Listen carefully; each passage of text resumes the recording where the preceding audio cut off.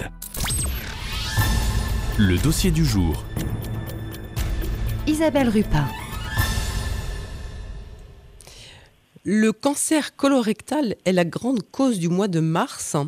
D'après Santé publique France, et les chiffres de 2023, 47 582 nouveaux cas de cancer colorectal sont détectés chaque année, avec un peu moins de 20 000 décès par an. Il fait partie, ce cancer, des cancers que l'on dit potentiellement évitables.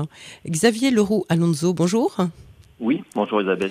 Vous êtes diététicien à Cran, Renazé. On dit souvent que l'alimentation peut avoir un impact sur ce cancer colorectal et on voulait voir avec vous ce qu'il en était et puis si vous aviez justement des conseils à nous donner. Alors d'abord, j'ai dit que ça faisait partie des cancers que l'on dit évitables, mais évidemment, il faut prendre cette précaution qu'il y a aussi des causes génétiques, sans doute, dans ce cancer.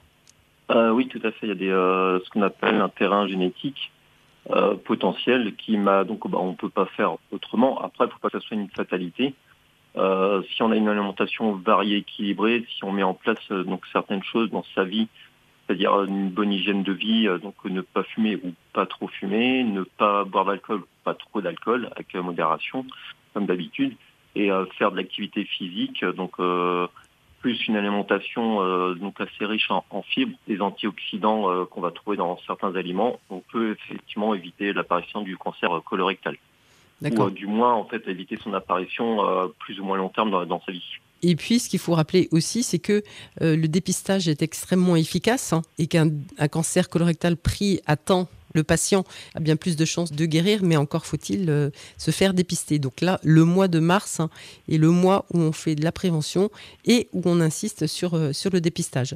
Mais donc, on va revenir avec vous, Xavier Leroux Alonso, sur le fait que notre hygiène de vie peut avoir un impact positif sur nos intestins. Donc, éviter tout ce qui est alcool, café, cigarette. Café, non, Non. Non. Bon. C'est plus l'alcool, le tabac. On a aussi certains aliments, si on en consomme, on est d'accord, excessivement, ça peut avoir un impact sur l'apparition du cancer colorectal. Par exemple, si on mange trop de viande fumée, trop de charcuterie, trop de matières grasses qu'on appelle saturées. Les matières grasses saturées, on en trouve dans le fromage, les produits laitiers entiers. On est d'accord, là je suis en train de dire consommation excessive. Donc il est important de manger des graisses saturées, des graisses insaturées et polyinsaturées. Le tout en fait c'est d'avoir un bon équilibre de son alimentation. On a également ce qui peut être favorable à la prévention du cancer colorectal, puisque ça se situe au niveau du côlon. Le côlon c'est l'organisme qui va gérer les matières fécales. Il est important d'avoir une alimentation riche en fibres. Les fibres on peut en trouver dans les fruits, dans les légumes secs, tout ce qui est haricots rouges, pois chiches, pois cassés. On a également une bonne source de fibres et aussi de bonnes graisses dans tout ce qui est fruits oléagineux, les noix, les noisettes, les amandes. On a également des fibres dans tout ce qu'on va avoir des féculents ou des céréales non raffinées. Quand je dis non raffinées, c'est-à-dire du pain complet, des pâtes complets, du riz complet. On a également tout ce qui est pain enrichi en graines de céréales ou en graines comme les graines de lin, de tournesol, de pavot. De plus en plus, nos artisans boulangers font des pains, ce qu'on appelle spéciaux, de style pain nordique, pain bûcheron, qui sont enrichis en céréales ou en graines.